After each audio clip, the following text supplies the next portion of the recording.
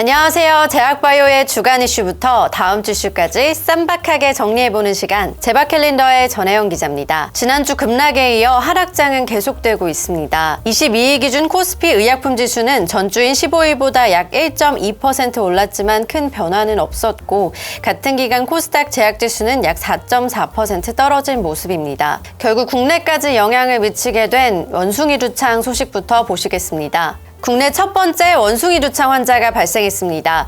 독일에서 21일 귀국한 내국인이 입국 직후에 증상이 발생해 의심 신고를 했고 다음날 확진을 받은 건데요. 보건당국은 접촉자를 확인해 적극 감시하고 감염병 위기 경보를 관심에서 주의 단계로 격상했습니다.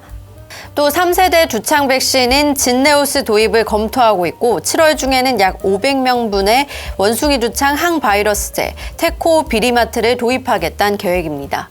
원숭이 두창 국내 발생 소식이 알려진 22일에는 관련주들도 들썩였는데요.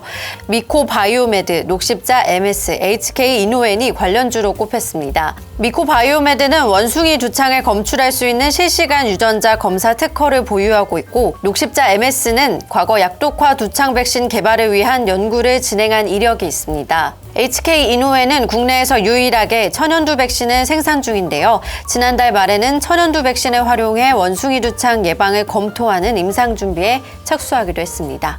한미약품은 KT와 손잡고 디지털 치료기기와 전자약 전문기업 디지털팜에 합작 투자하고 본격적인 사업화에 나섰습니다. 한미약품은 투자뿐 아니라 중독 치료를 위한 디지털 치료기기와 ADHD 전자약 상용화를 추진하겠다는 계획입니다. 지난달에는 SK바이오팜이 SK와 함께 미국 디지털 치료제 기업 칼라헬스에 공동 투자를 결정하기도 했습니다. 유한양행과 동아소시오홀딩스도 투자를 통해 관련 시장을 두드리고 있는데요. 소프트웨어 기반의 디지털 치료기기와 전기자극이나 초음파 등으로 조직이나 신경을 자극해 치료 효과를 내는 전자약 시장이 주목받자 전통제약사들도 시장에 뛰어들기 시작한 겁니다. 이런 디지털 치료기기나 전자약은 일반 약물과 달리 임상시험 기간이 비교적 짧고 적은 투자로도 기존 약을 대체할 수 있을 것이란 기대감이 나오고 있습니다. 해외에서도 GSK 등 글로벌 제약사들이 전자약에 관심을 갖고 있는 만큼 이 전자약 시장을 계속 지켜보시면 좋을 것 같습니다.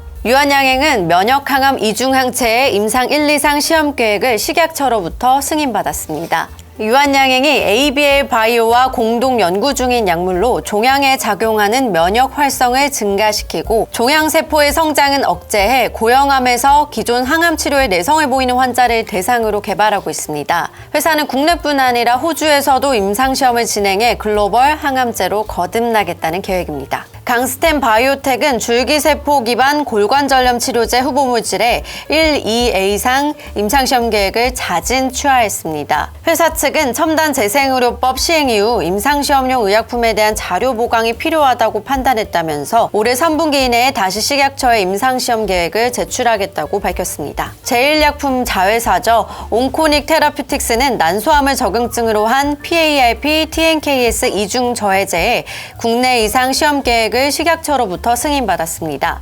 회사는 기존 PARP 저해제 치료에 내성을 가진 난소암 환자들에게 새로운 치료 옵션이 될 것으로 기대하고 있습니다. 앞타머 사이언스의 폐암 조기 진단 키트 앞토 디텍트렁이 한국보건의료연구원의 신의료기술평가 유예 대상으로 선정됐습니다. 임상 근거가 있다면 건강보험 등재 전에도 의료 현장에서 사용할 수 있도록 하는 제도인데요. 앞으로 앞토 디텍트렁은 최대 3년간 병원에서 비급여로 사용할 수 있게 됩니다. 루닛의 AI 영상 분석 솔루션 루닛 인사이트는 캐나다 복지부로부터 의료기기 판매 승인을 획득했습니다. 이번 캐나다 승인을 시작으로 북미 시장 진출을 본격화하겠다는 계획입니다. 요즘 같은 하락장에서 할 수 있는 것은 물타기뿐이라 아쉬운 분들 많으시죠. 위혜주 한국투자증권연구원은 오히려 경제성장 둔화 시기에는 경기와 무관하게 소비되는 의약품 산업 투자를 고려해야 한다고 밝혔습니다. 특히 그중에서도 바이오 의약품 시장의 절반을 차지하고 있는 항체 의약품의 성장 가능성에 주목했는데요. 모두들 잘 알고 계시는 삼성 바이오로직스나 셀트리온, SK 바이오사이언스 등의 실적에 앞으로도 쭉 주목해 보시면 좋겠습니다. 이상 제박 캘린더였습니다. 감사합니다.